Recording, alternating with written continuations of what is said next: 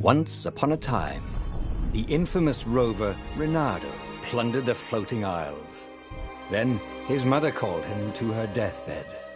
"Swear to me that you won't die on the gallows," she rasped. Reluctantly, he swore. And he whiled away his days at home with music, cards, and wine. But the Emperor had changed. He'd been good once, a shy, almost humble toad. He'd built universities.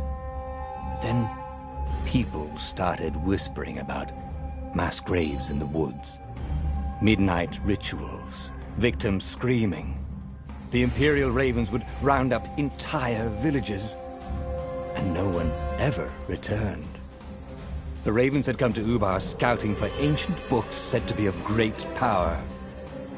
But the librarians had hidden the books, so they'd burnt the librarians. The citizens, outraged, had driven them off. The Ravens had come back with dropships. The kid had fled with one of those books. He was brave and dumb and wanted to join the rebellion. And Reynardo had promised his mother he'd protect him.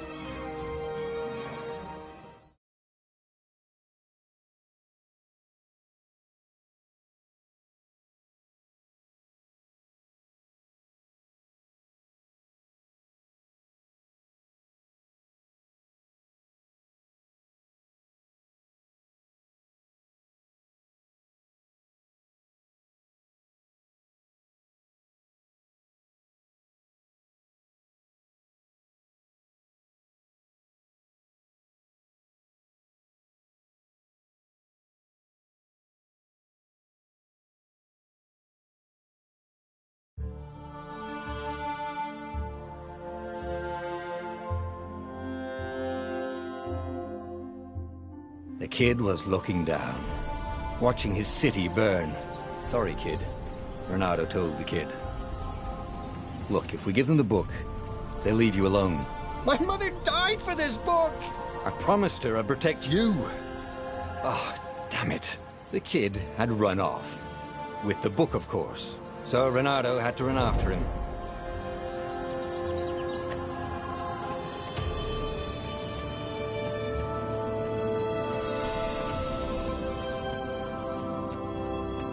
The two Ravens were staring at the kid like he was their dinner, which probably was what was in their tiny brains. "Hey," Reynardo said. They cocked their heads at him. "Pick on someone as ugly as you." Wait, that didn't come out right. "For the Emperor!" The Ravens cawed and rushed at him.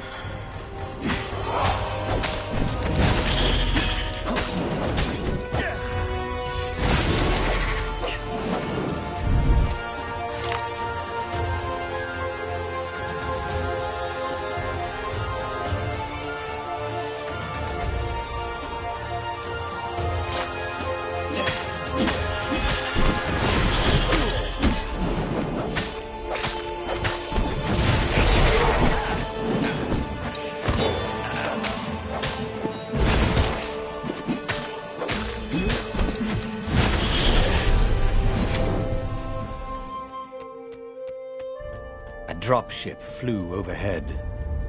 He hoped they hadn't noticed him. The kid.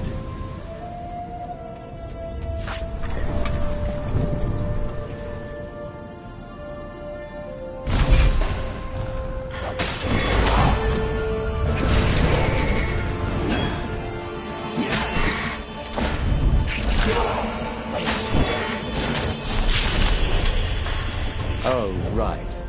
The Gate of Heroes. Someone's idea of a joke, making the skyship docks a gated community. You needed a hero's sword to open it. And the kid was on the other side of the gate. Who let you through? Promise me you'll take the book to the rebels, or I'm gonna steal your ship. I'm not taking that damn book anywhere, and neither are you. Try and stop me, laughed the kid. I bet you don't even have a hero sword. And with that, the kid hopped away. Had to hand it to the kid. He was an idiot, but he had guts. Where was Reynardo going to get a hero sword?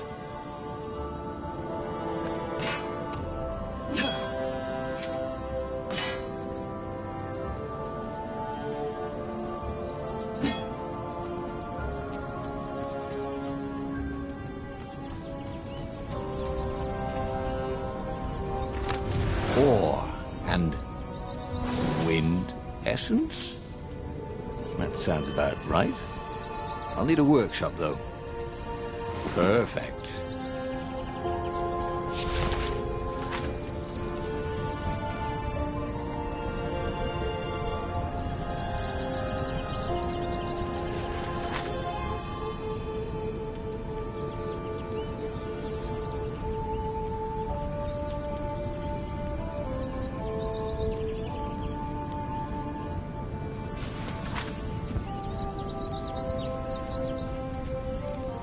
Hero Sword. QED.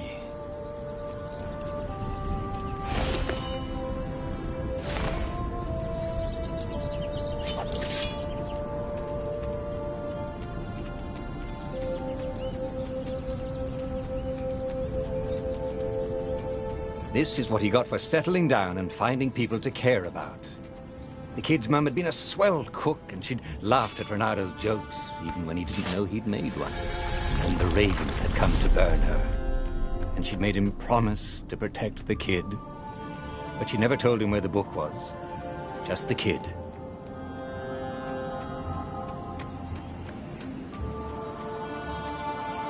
He came up to a ledge. It was too far to jump. There'd been a bridge here before, hadn't there? And there was Peter, giggling at him. "How'd you get across?" he asked the kid. "Where'd you find a hook?" "I hopped," said the kid. Wise-ass kid. "Hey, look out behind you!" "Cute," said Renado. Oh, ravens.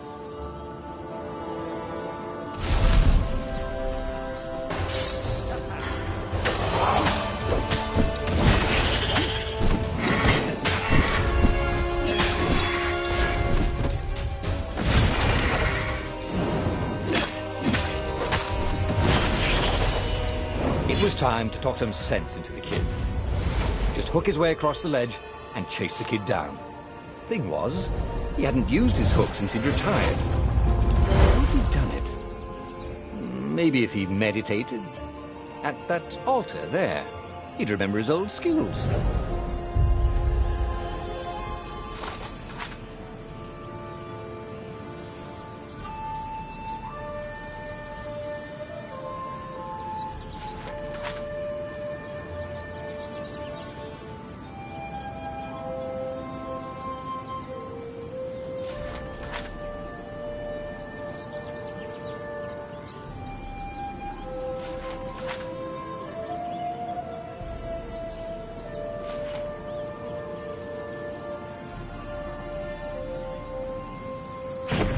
It was starting to come back to him. Something you never completely forgot, like how to freeze time when attacking. The more he fought, the more he'd probably remember.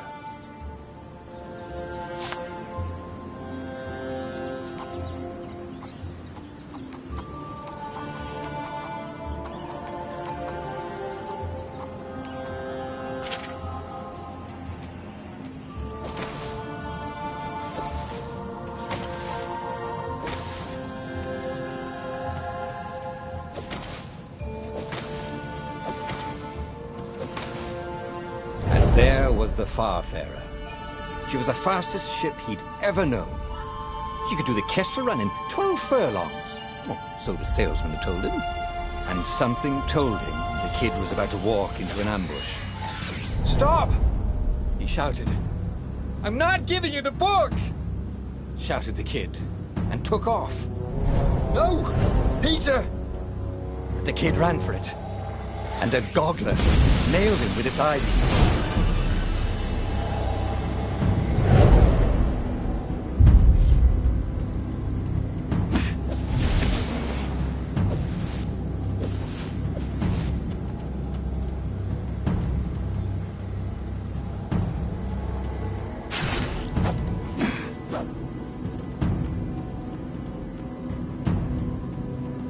The book was unburned. Next to it were the buckles from the kid's shoes, and a kid-sized pile of ashes. Damn it, why hadn't he lied and told the kid he'd take the book to the rebels? The kid would be alive now. Really pissed off and betrayed, but alive. Oh, damn it. Reynardo picked up the book. He couldn't let the Empire have it now. He was going to have to get it out of there. He'd be a wanted man.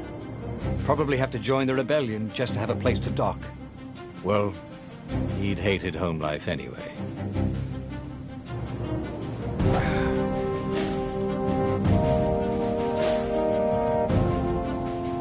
What was the big deal about this book anyway? Maybe he should open it and find out. All that had been years ago. How many? The war was a blur, and now 3 Raven scout ships were chasing him. "Where are you running, rebel?" cawed the Raven captain over the loudhailer. Reynardo could see them cranking up their catapults. "Just going out for milk?"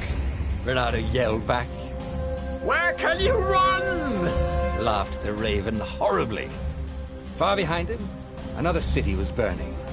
The dark cloud above its island was thousands of Imperial ships. The fleet was doing a thorough job. "Take us to the rebel base! I will spare your life!" it cawed. The entire jury-rigged rebel fleet was only a few islands to the east. Beyond that were only the pillars of heaven, a sea of endless blood-colored tornadoes. The rebellion was out of time, unless Reynardo could bring a game-changer. Maybe he could. Reynardo had found out where he could find the pieces of the Sky Ripper, the legendary weapon that had exiled the lost gods. Surely a legendary weapon could win the final battle. On the other hand, his old friend Lapino had sent Reynardo a desperate message saying he had a brilliant scheme to save the rebellion. If Reynardo could only rescue him. Reynardo dived the Farfarer towards the abyss. As he felt the heat of the jet stream, the Raven ships peeled off, not stable enough to follow him down there. Now it was time to choose. Lapino or the Sky Ripper.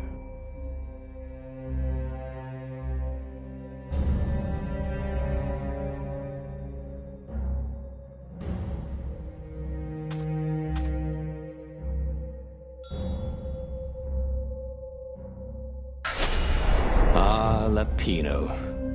Apparently, the Mad Rabbit had sold a Pegasus that he did not exactly own. Lapino always wiggled out of trouble, given time. But he was out of time. The Ravens had figured out that Lapino was a rebel spy. If the fleet reached him first, they'd string him up for that. Never mind the winged horse.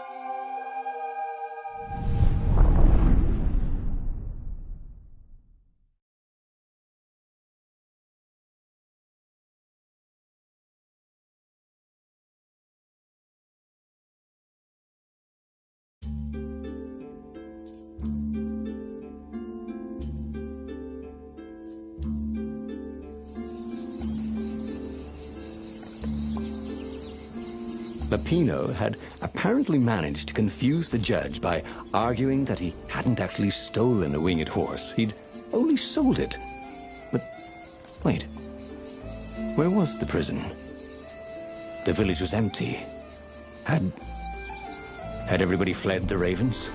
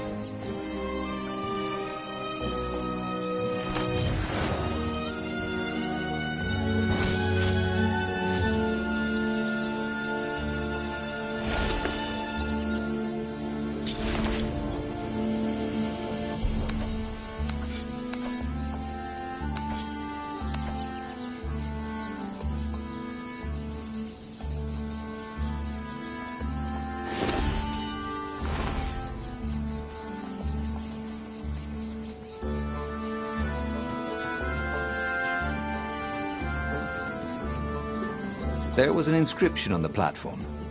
Balaleka lessons, with an address.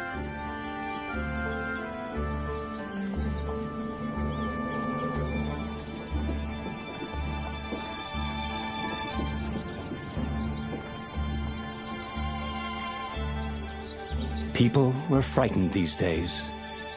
Just 2 weeks past, Reynardo had sneaked through an empty town and listened to the ravens caw about the Emperor's new taste in ritual sacrifice.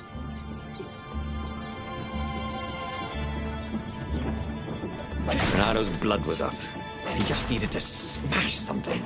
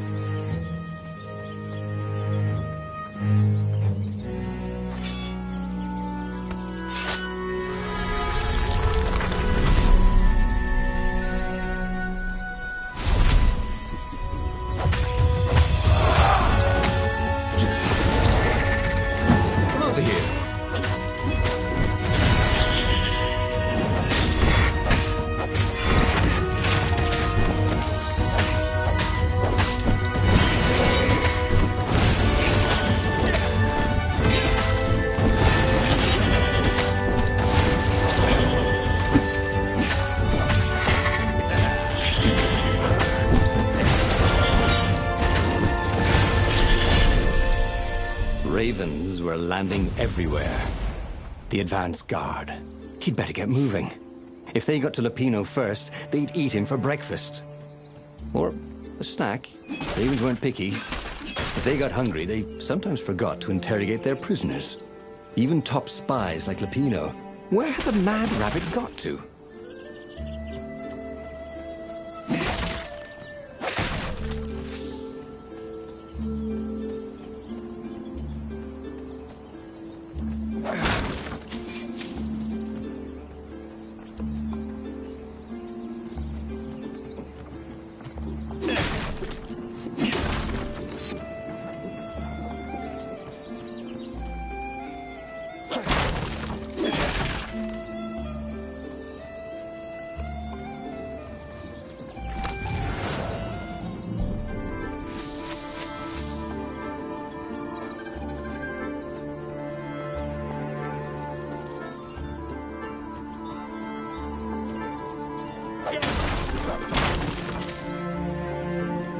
Reynardo felt like he was ready to learn new things.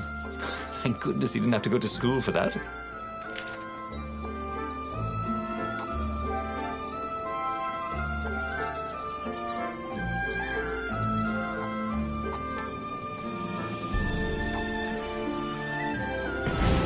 It was starting to come back to him. Something you never completely forgot, like how to freeze time when attacking. The more he fought, the more he'd probably remember.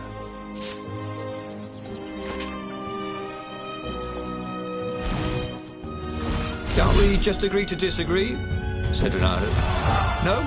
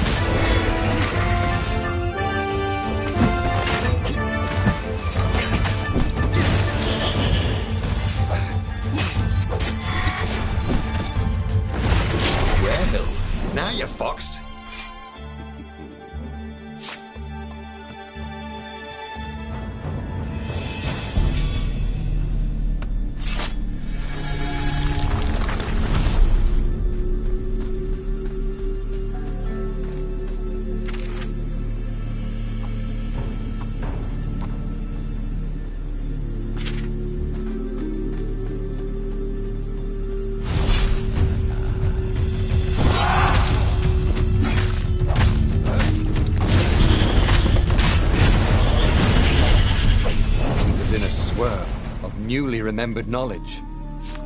He needed to focus.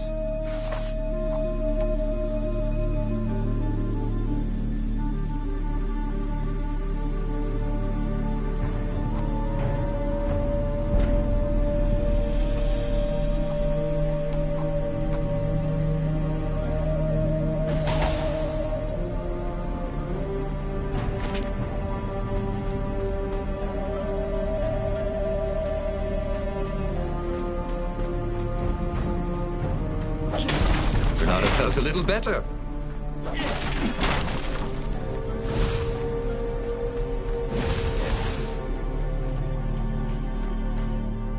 Dirty and bloody, Renato finally reached Lapino. The rabbit was practicing his shuffle. Renato recognized the cards. It was Lapino's favorite deck. Oh, I thought you were in danger. I am. The ravens are coming. Oh, the prison thing. Right, yeah, we see this guard owed me 53 ducats, so we made a deal. They're very reasonable people, actually, for weasels. Now, I got a brilliant plan to kidnap Zenobia. We capture Zenobia, we find out what she knows, and that's the whole war right there. Easy peasy, lemon squeezy. Capture the Emperor's greatest general, who also happened to be a deadly sorcerer and, oh, his only daughter? That would be worth it. On the other hand, he could still get to the core of the Sky Ripper, even if he couldn't get the whole thing. It must have great power.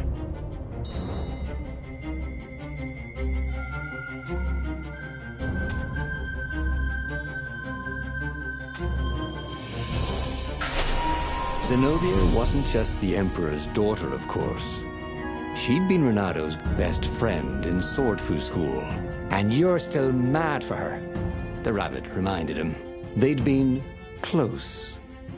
She'd told him things no one else knew, but she'd never told him who she really was. She knows all the Emperor's plans, chuckled the master spy. She won't give them up easily. She'll tell the interrogators, all right, said Lapino. Taking her would change the game, all right.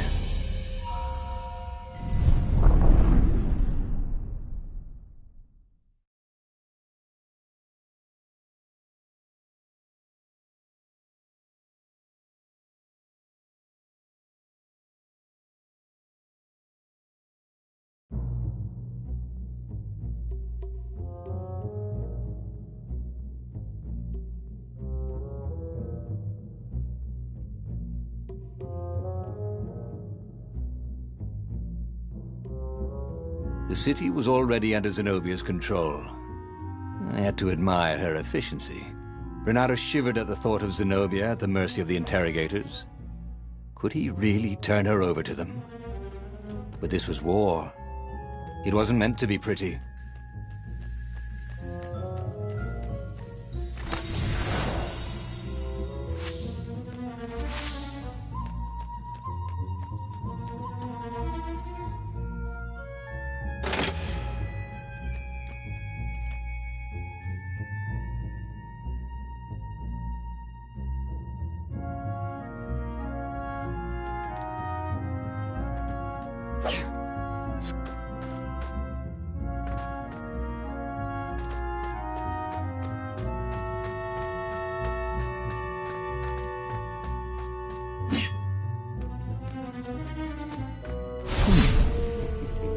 Hero wall. Hero sword. Ice wall. Ice. Human.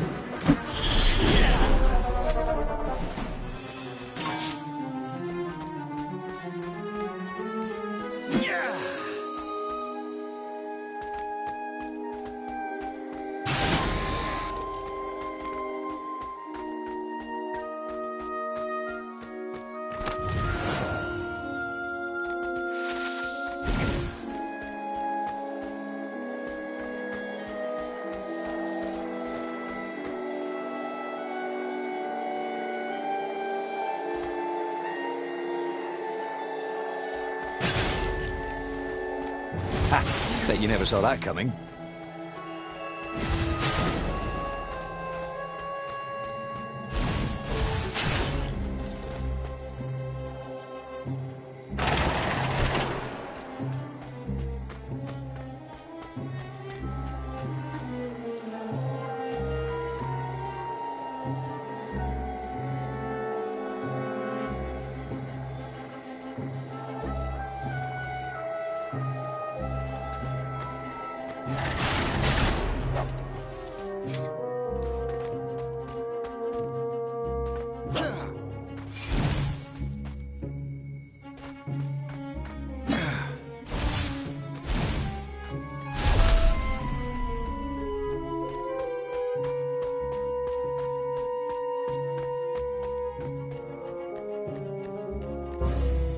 So, what's this plan of yours? Use me as bait, said Lupino. And he outlined a slightly complicated plan that involved geese, a net, setting the Farfarer a little bit on fire, Lupino dressing as an old blind toad, and Renardo hiding inside a monstrous watermelon. What could possibly go wrong? Thought Renardo.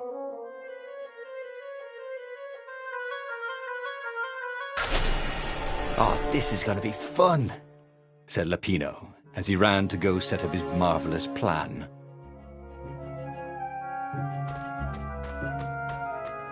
If I craft a sword now, it's going to be really short.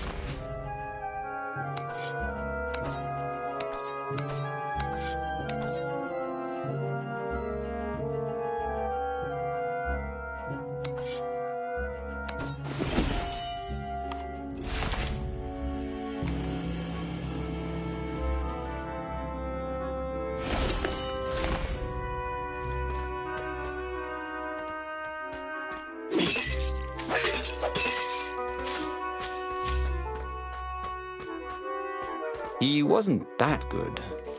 Yet.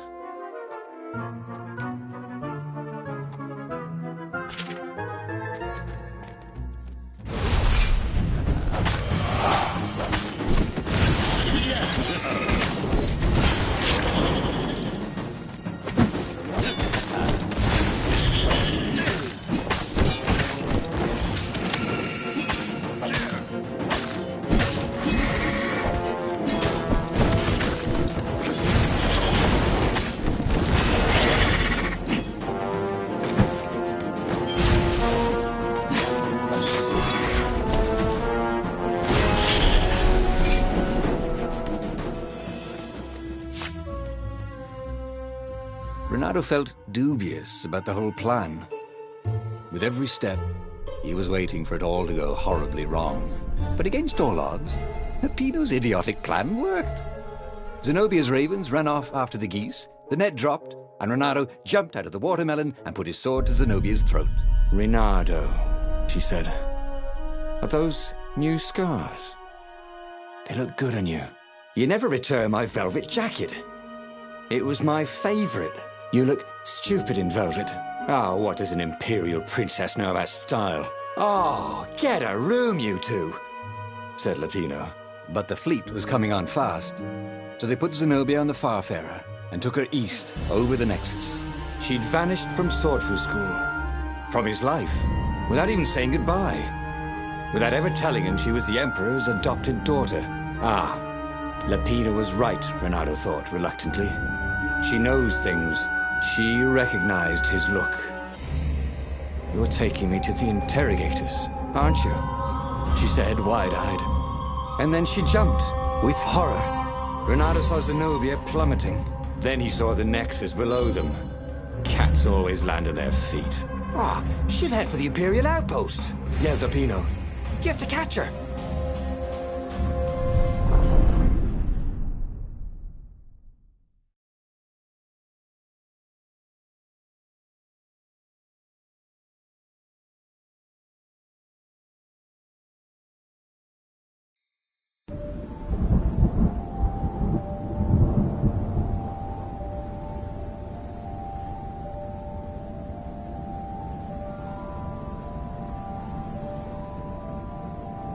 Cats can run faster, but foxes can run longer.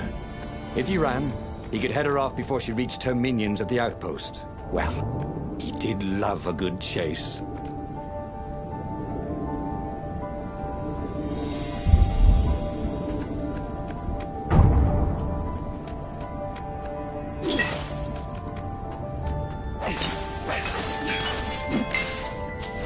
If they didn't want their things broken, they really ought to make them stronger.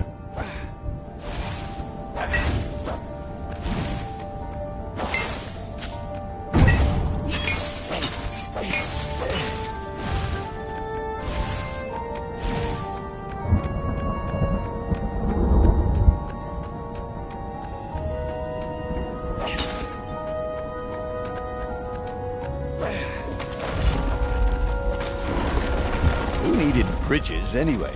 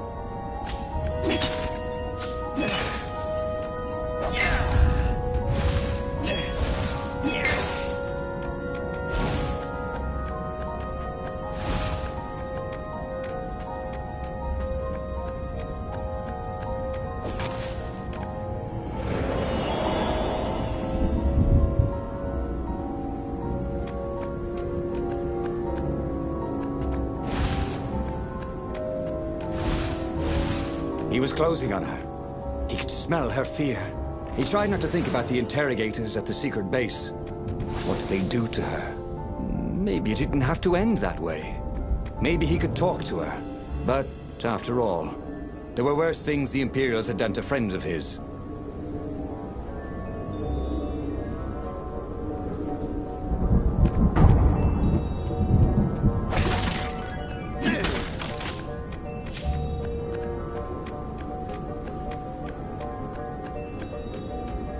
I need more materials, thought Renato.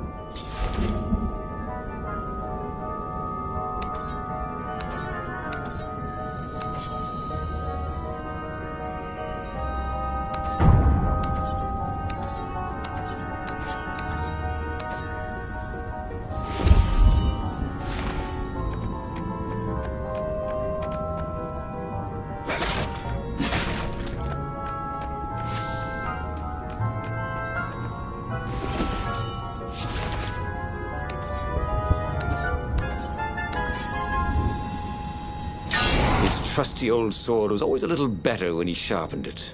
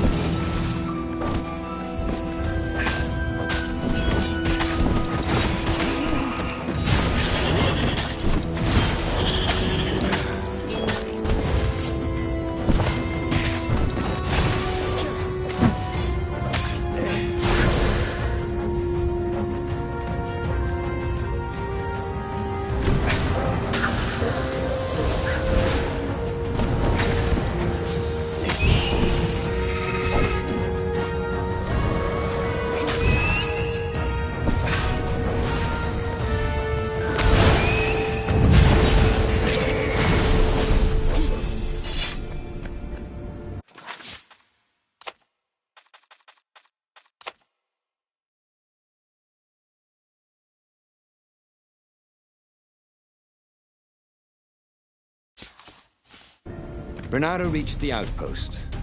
The Imperials there were no match for him. Soon after, Zenobia limped up the path. When she realized he was already in front of her, she didn't even try to run. Oh, you left without saying goodbye. Again, he said, "Please, I'm enjoying this a little too much," she said, shaken. Oh, spare us the chit-chat, would you? Said Lapino as he shackled her hands so she couldn't throw spells. She knows all his plans. All the way back to the Farfarer, Lapino nagged Renato about how the interrogators would pry all the intel out of Zenobia. How that would turn the tides in the imminent battle. All they had to do was take her to the rebel secret base. Renato didn't like to think about what the interrogators would do to her. Couldn't he just talk to her?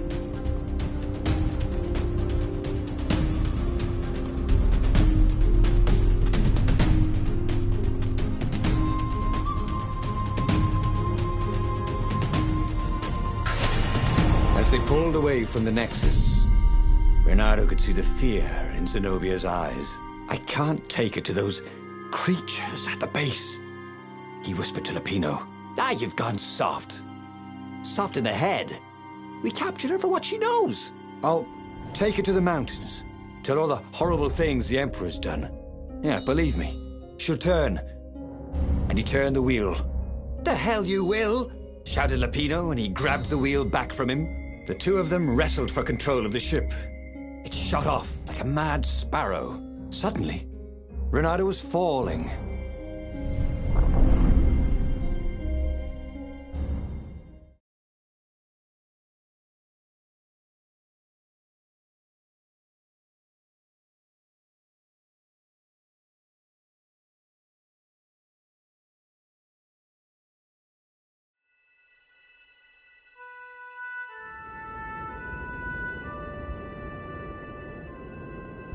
When he came to, Zenobia was standing over him.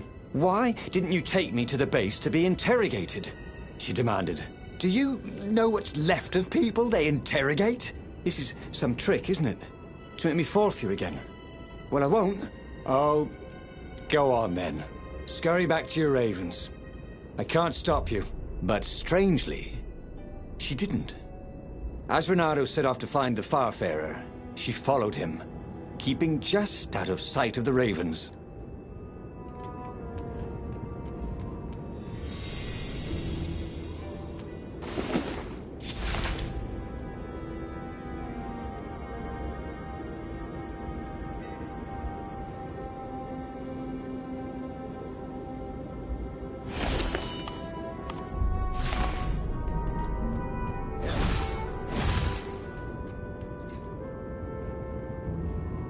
He wished there were more pylons he could use the hook on. They really needed to construct additional pylons.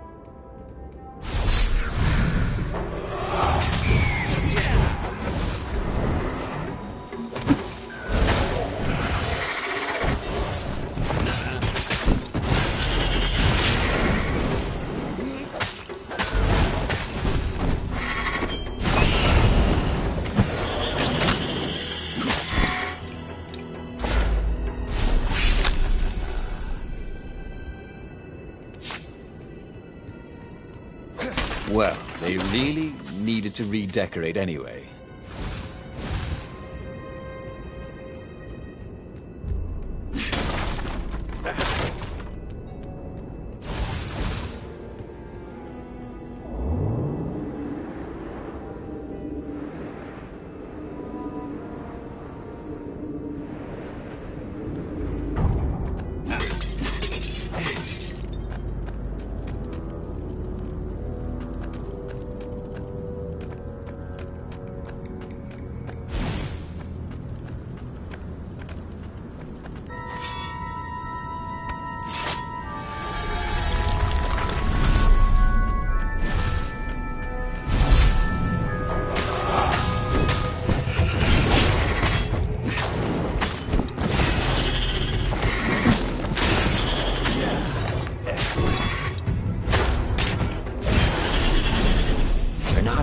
So much. It was time to turn it into something he could use.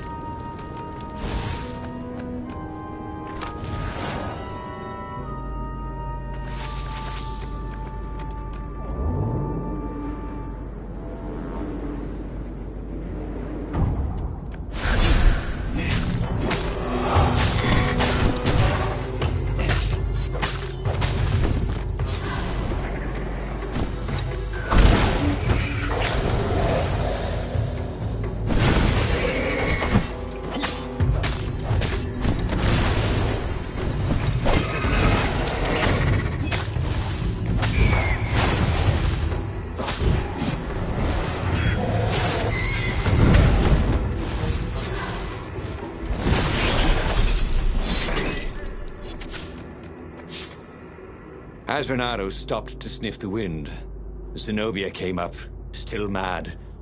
"Did you really think you'd just talk me into betraying my father?" "Oh yeah, sure, that was exactly my plan." "Then why aren't you even talking to me?" "Because I've never talked you into anything in my life.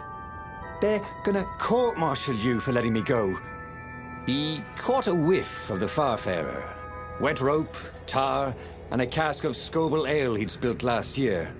It was that way.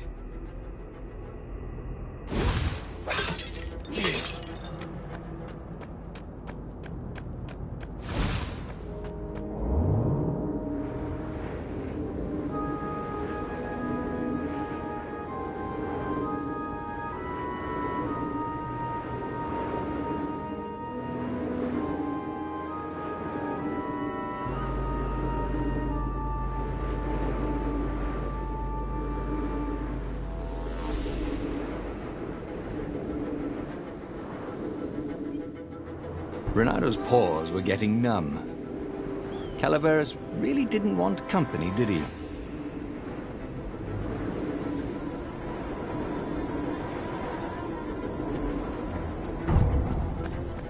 Renato wondered if he should have taken Zenobia to the rebel base for real. Maybe she wasn't playing him after all. After the bleak talk about the Emperor's dark secrets, he was regretting his suspicion.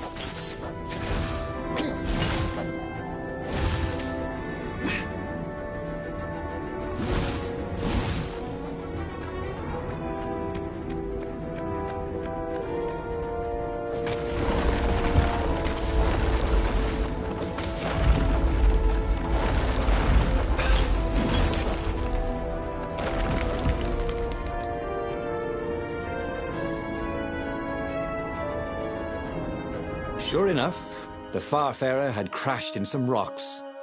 There was no sign of Lupino. Zenobia caught up. All that kid stuff in Swordfu School. Look, that's the past. We're adults now. We have duties to other people. We have destinies. What are you talking about? And you are the most arrogant, slow-witted, light-fingered, mercenary, immoral, reckless. Run away with me, said Renato, and he realized he meant it. What? Just like that? She demanded.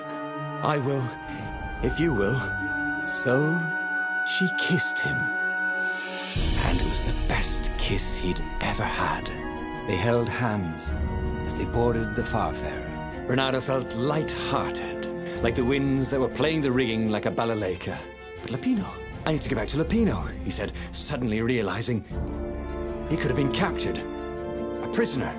He's not. How'd you know? He saw something in her eyes he didn't understand. He fell, didn't he? Into the abyss. She looked away, wouldn't answer. But then a bolt smashed through the Farfarer's keel. The broken ship plummeted out of the clouds.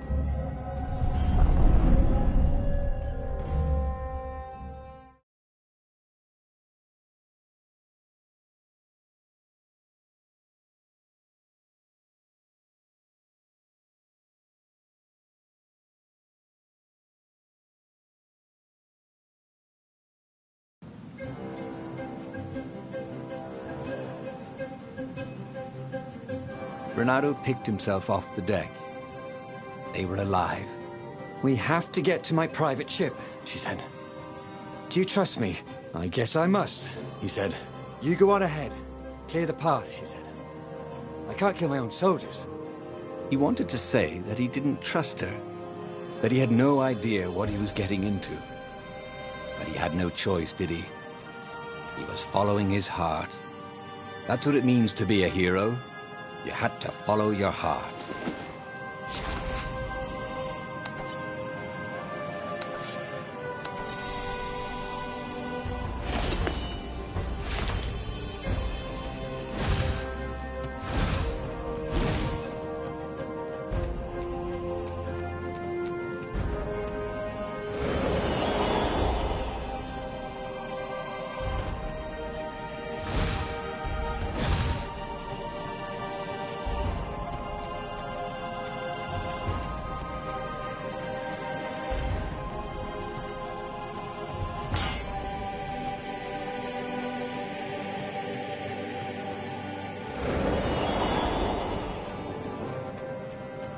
It was time for him to learn something new. He felt bad for people who had to study.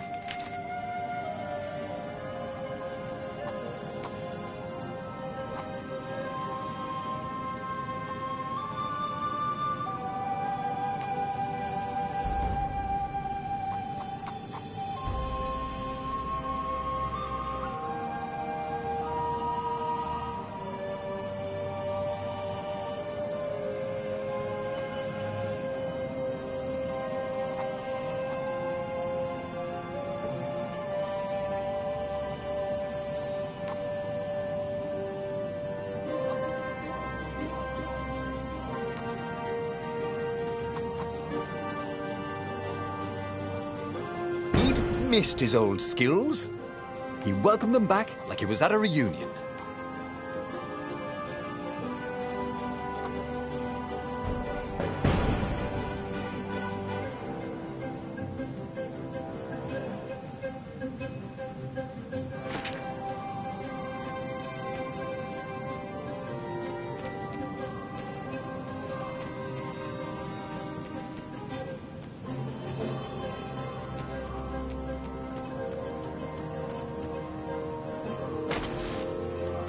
The portal was heavily guarded. It must go someplace they really didn't want it to go.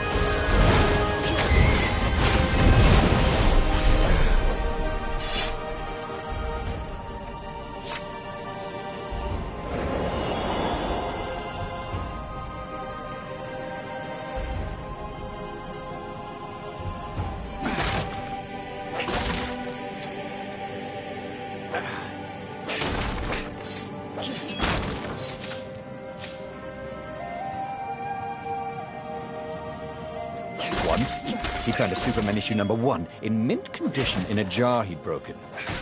He planned to keep breaking things until he had the whole series.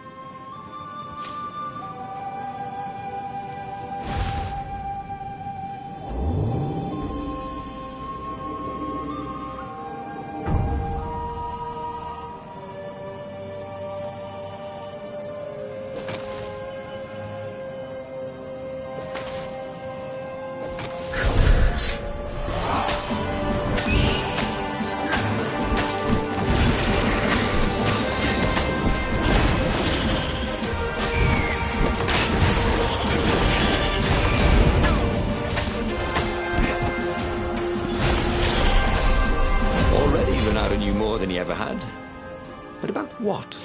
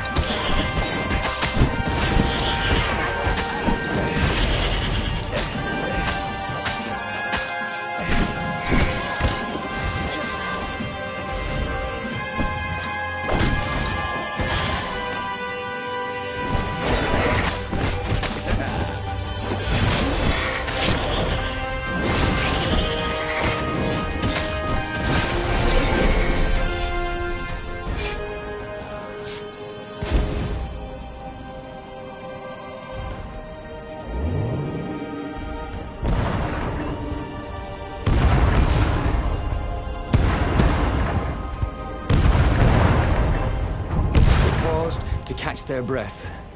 It was strange to be so close to her. "What are you thinking?" he asked. "I'm trying very hard not to think." "Me too," he said. Up ahead, he could see the thin silver of Zenobia's personal ship. It looked fast. They would leave all this behind.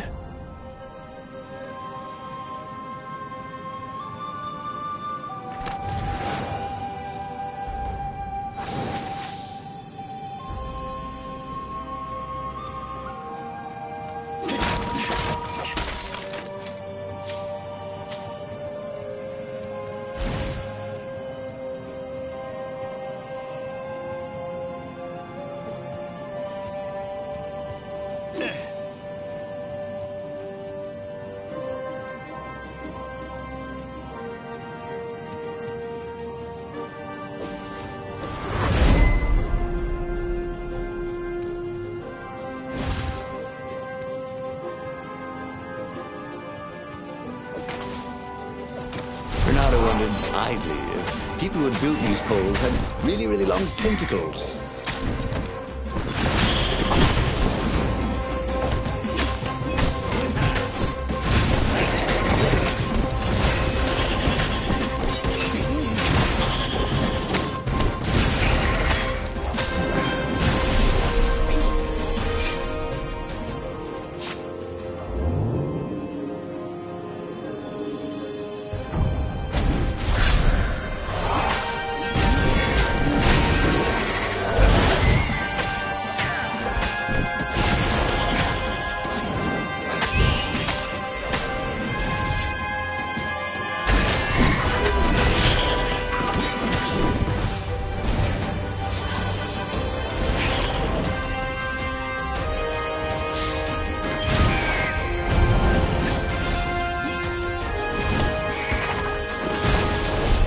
gun rather well, actually.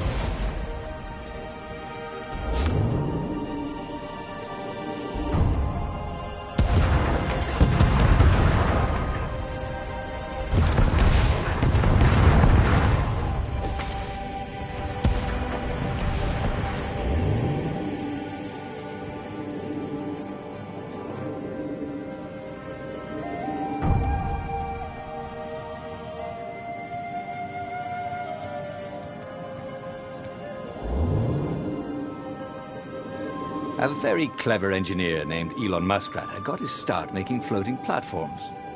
Not many people knew that.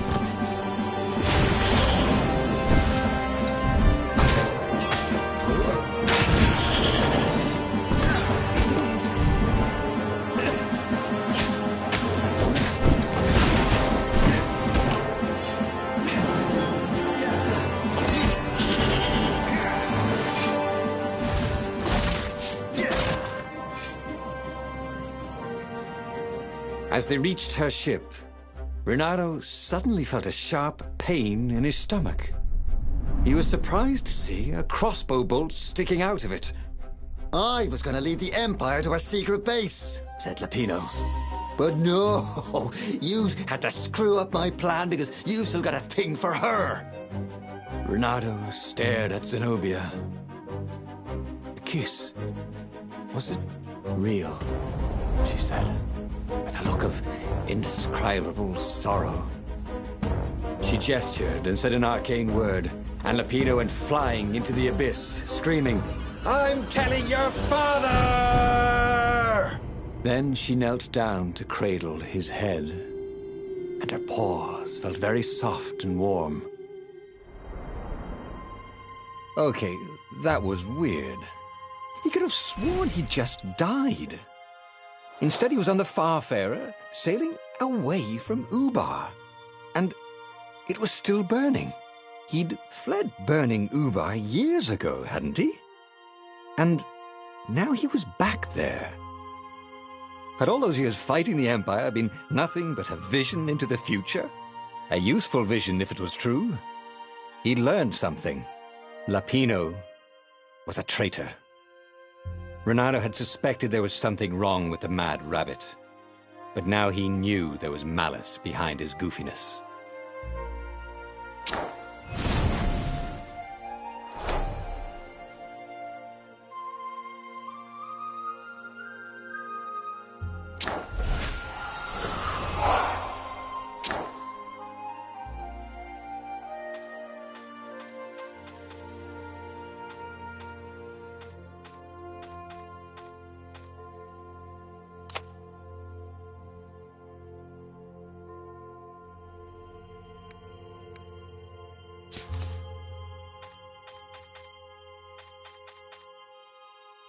He'd made bad choices. But now, when the real battle came, he wouldn't make those choices. He wouldn't make the same mistake twice. The book's pages began to flip backwards, towards the beginning. And he realized that his adventure was just beginning. The clouds parted over the Isles of Boreas. It was time to choose. The rebellion was in trouble. Ravens were scouting for the secret rebel base. They needed a game-changer. Pieces of the Sky Ripper had surfaced. Or so a scholar in the mountains had told him. Surely the weapon that banished the lost gods could defeat the Emperor. Also, a temple had risen out of empty desert. The Emperor had brought the Sky Ripper pieces up out of ancient burial by his obscene rituals. Could this be where the Iblis stone was hidden? Someone better get it before he does, thought Renato. And also, his old friend Lapino needed rescuing. Of course, Renato had a pretty strong suspicion that Lapino had betrayed the rebellion. But could Renato really leave an old friend to the Ravens?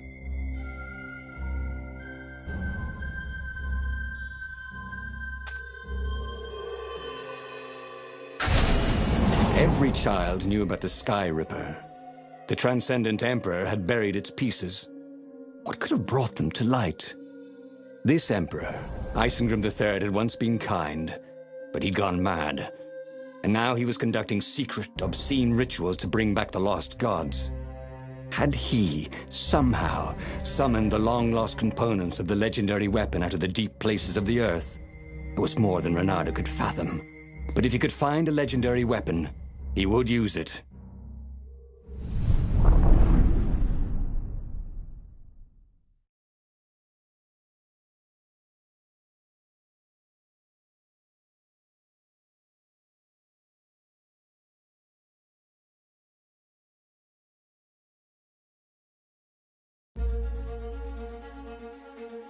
As he set foot on the island, Renato couldn't help feeling a bit curious. Was Lapino still waiting to be rescued? No. He was probably drinking champagne with the ravens. Did ravens drink champagne? Did rabbits? Renato felt oddly thirsty, come to think of it. Why had he chosen the Sky Ripper? Renato never made plans that required constant vigilance. He was a hero. He didn't think too much. He just went with his gut and hoped it all worked out. The Sky Ripper was a long shot. He'd have to devote himself to it. No side journeys, no rescuing old friends. That was against his nature. Could he stick with it? I wonder what I could make with all these sword crafting materials, thought Renato.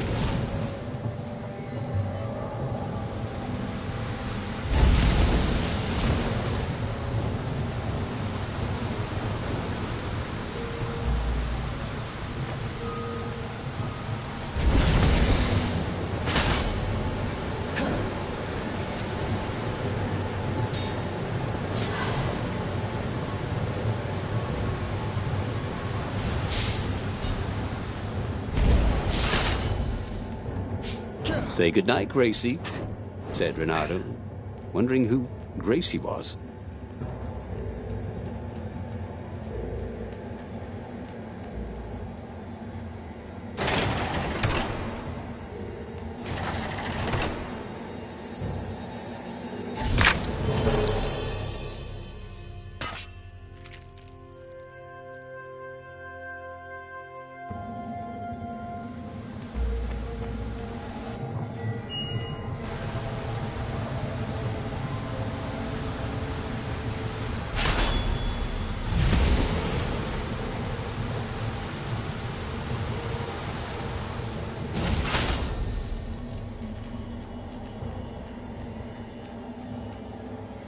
Huh?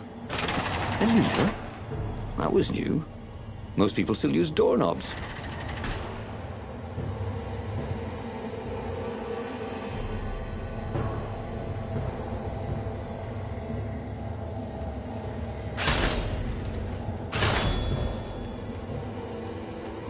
The people who had built this castle, did they even know what monstrous weapon lay hidden within their walls? The Sky Ripper could destroy anything it touched, or so the legend said. As the Transcendent Emperor had fought the Lost Gods, thousands of thousands had died. But Renato had been through wars. The only merciful war was a short one.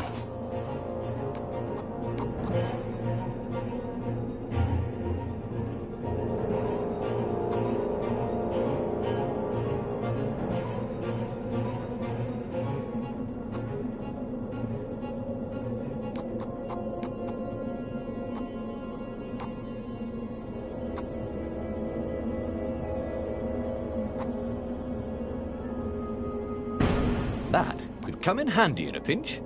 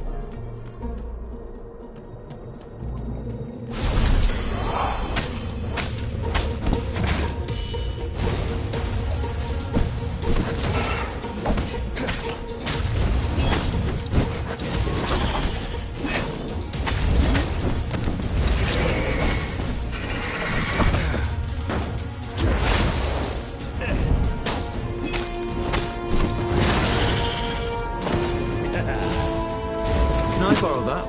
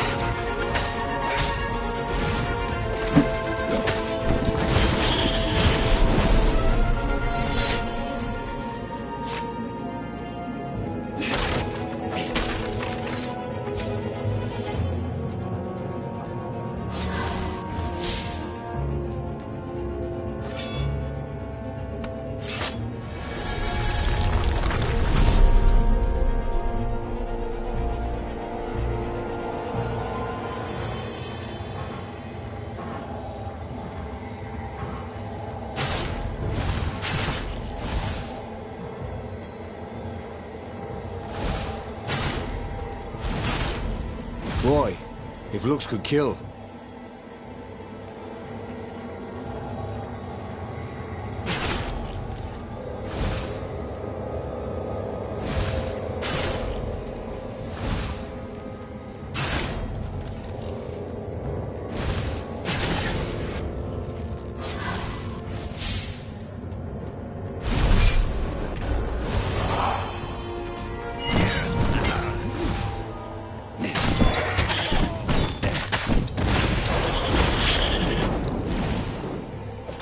I'm sorry. Was that your shield?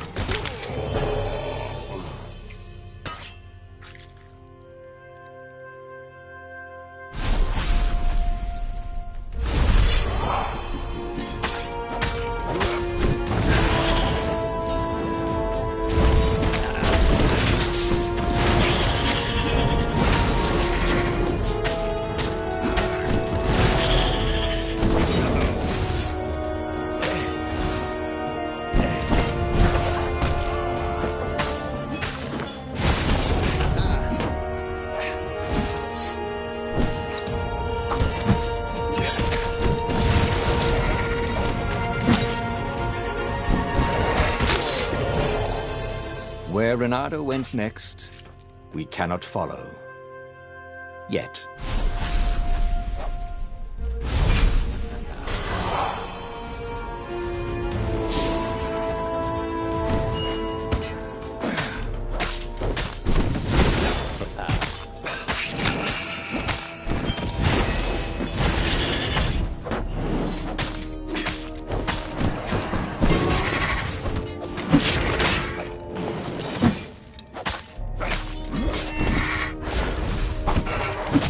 Say hi to gravity for me.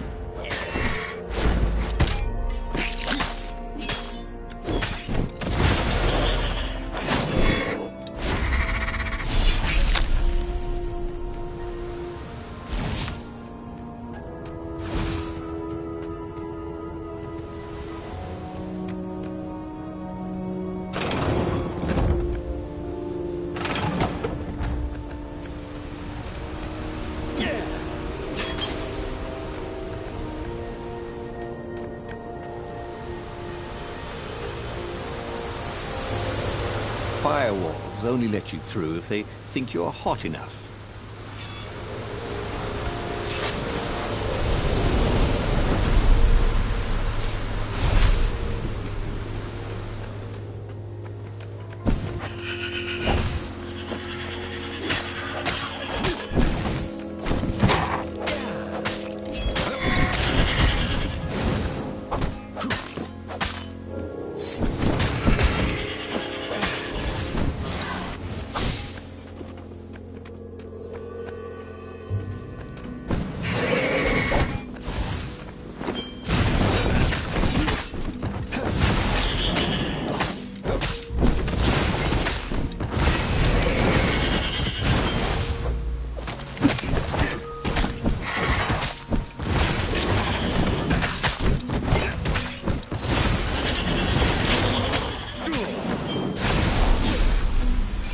It was all coming back to him. He wondered what he'd remember next.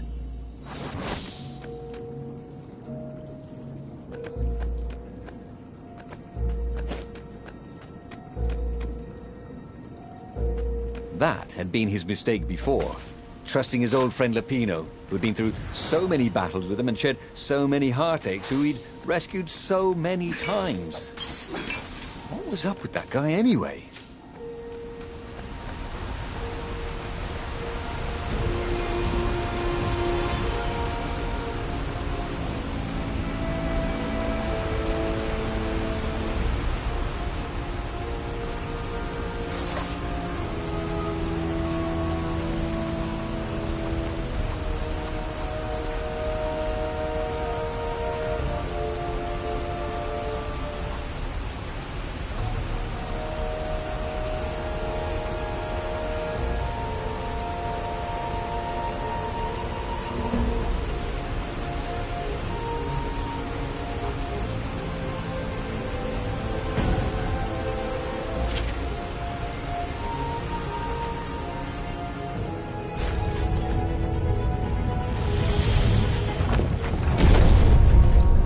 There it was. Skyripper's armature. The stuff that dreams are made of. Engineers' dreams, anyway. The device was intricate. No one alive had the skill to make a thing like it. How was it part of a weapon at all? He'd have to ask a scientist. But first, he'd get the second piece. Skyripper had a heart. A core that had come to rest on the next island. Well, there was another island he could reach. Zenobia had just invaded it with her father's Raven battalions. She must be encamped there still. But fighting Zenobia now, that made no sense at all. He'd already sacrificed one friend to get this armature, was it? He didn't need to hurry to face her. She would find him.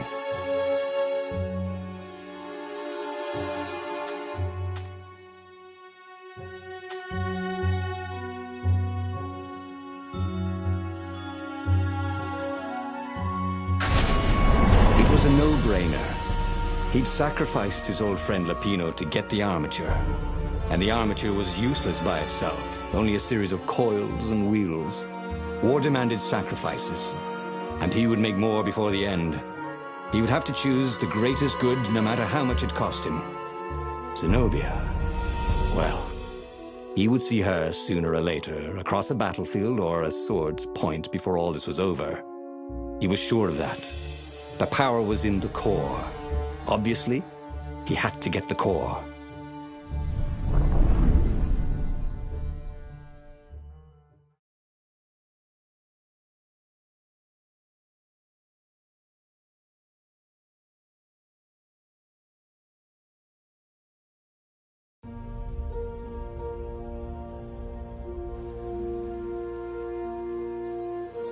He looked up at the old trees around him. They were so big and so old.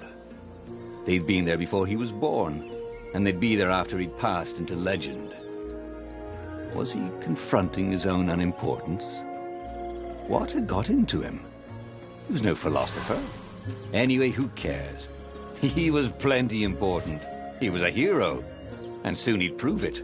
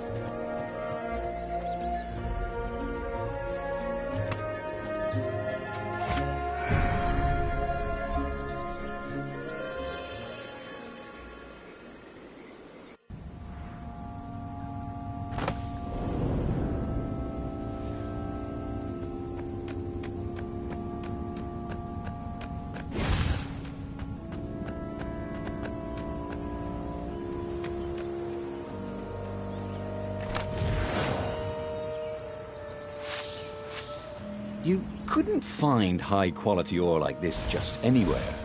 Just anywhere with chests. There was something sour in the air. Like the earth had ruptured over something that had been fermenting for a very long time.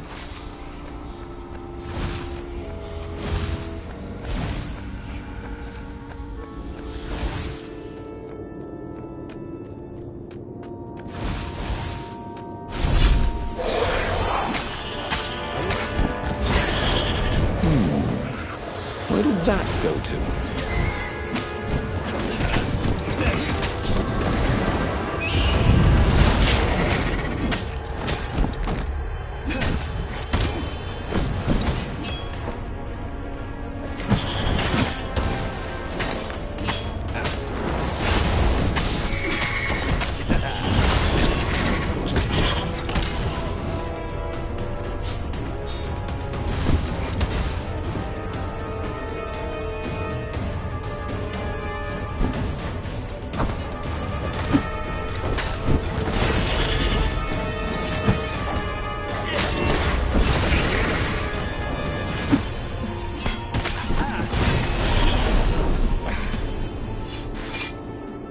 there were fewer and fewer trees.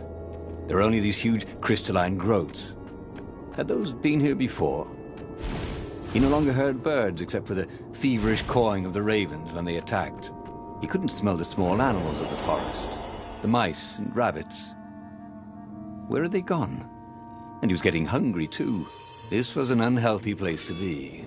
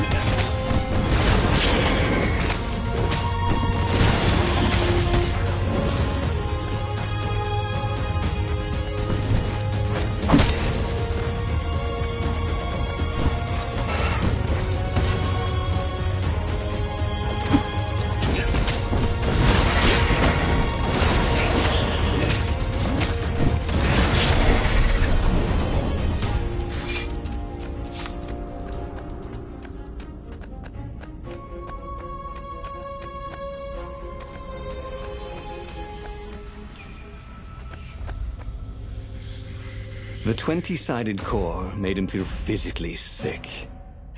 Once he had sneaked into a temple of the dark arts, and he hadn't liked what he smelt and saw there. This felt like that. As quick as he could, he wrangled the icosahedron into the armature. The wheels began to spin, then glow. The sick feeling quickly spun away. Now he only felt sad. He had lost good friends for this war apparatus. Maybe Lapino wasn't such a good friend. Yeah, that made him feel better. He carried his prize back to the Farfarer. Now, he had to make his next move. There was a key Imperial outpost on the Nexus. If this really was some sort of super weapon, he could use it to wreak havoc on the enemy. And if it wasn't, well, better to know that before the final battle. But maybe he should show it to some scientists first. There was an observatory on the Nexus. Maybe he should go there before he fired it.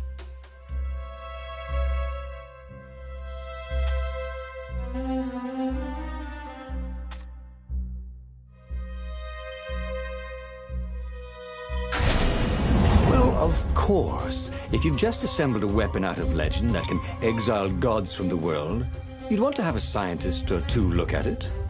And even if they disagreed and he had time, he could ask Calaveras himself. Yes, the observatory would be his objective.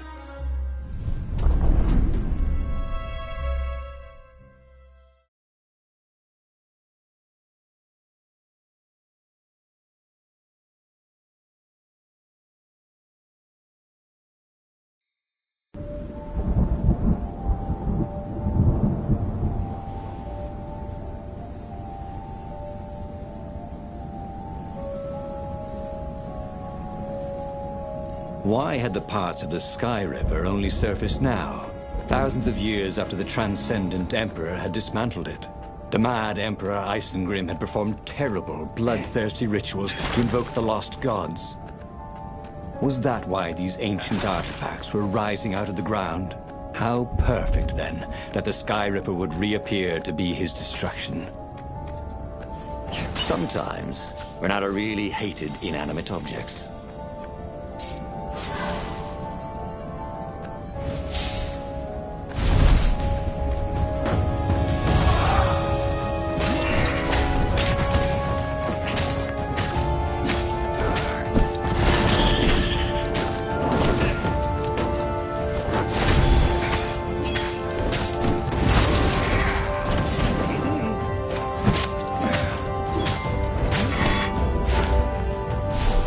Felt bad for littering, but these islands were short on trash cans.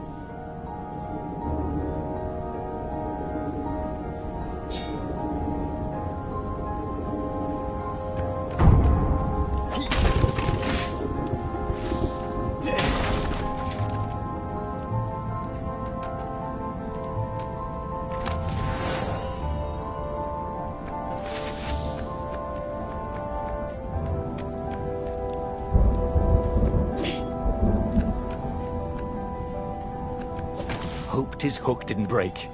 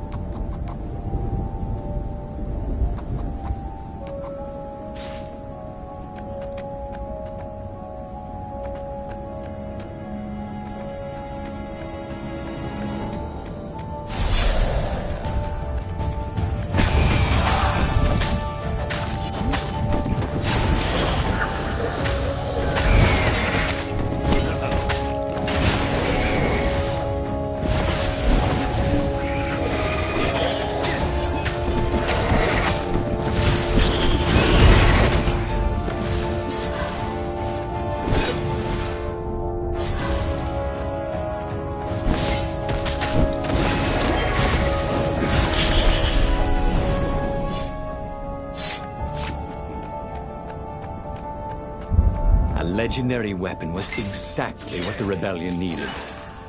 They were outnumbered. The once kind emperor had become a tyrant. But his ravens stayed loyal, for he fed them his victims, and the other animals were too frightened to rebel. Renato shuddered at what the emperor was trying to do.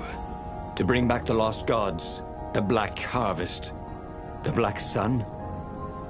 No. He would stop that toad, no matter what the risk.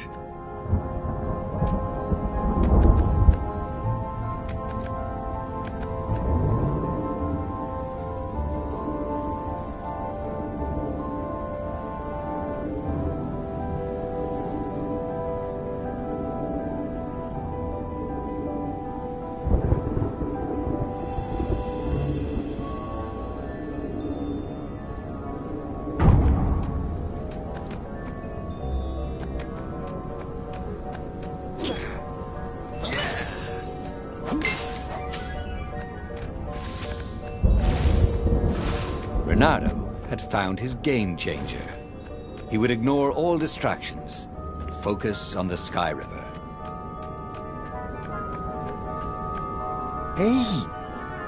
Hey, a workbench! He could try out his new bling.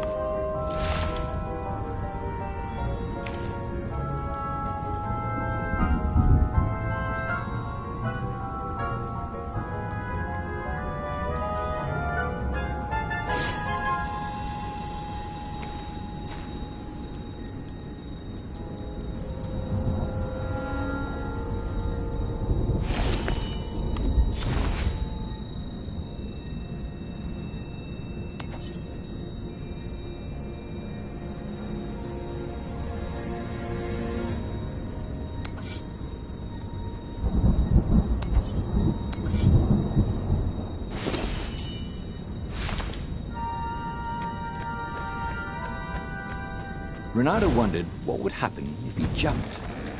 Would he be rescued by an emergency platform?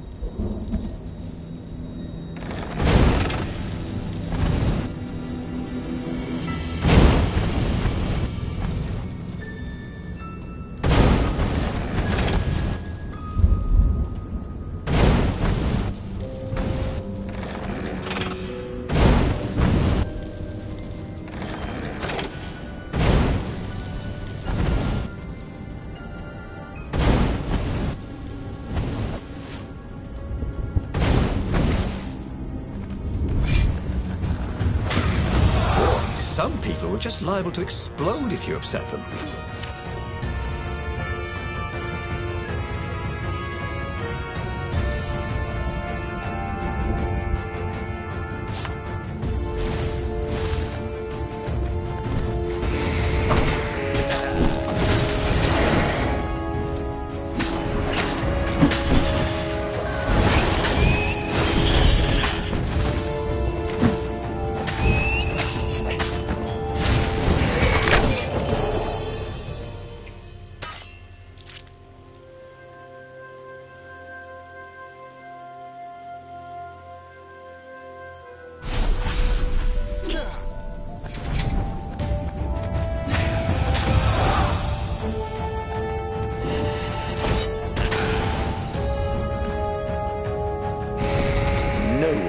Beat Renato and hot potato.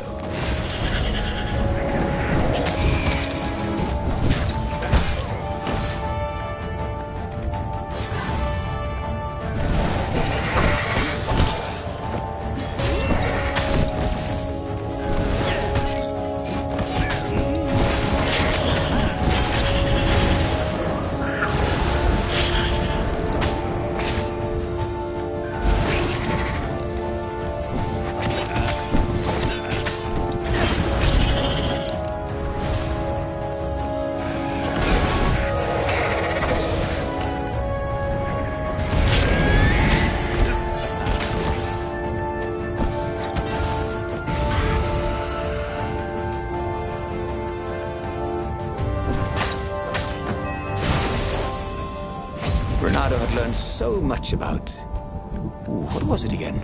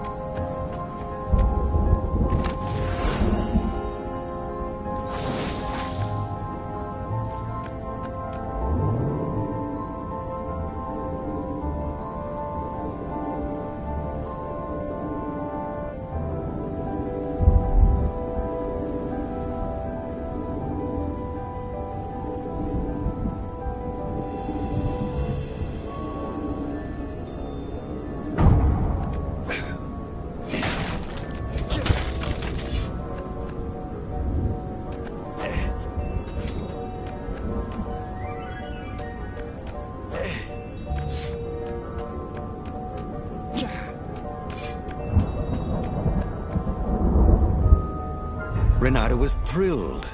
The scientists seemed to think he'd put the Sky Ripper together right.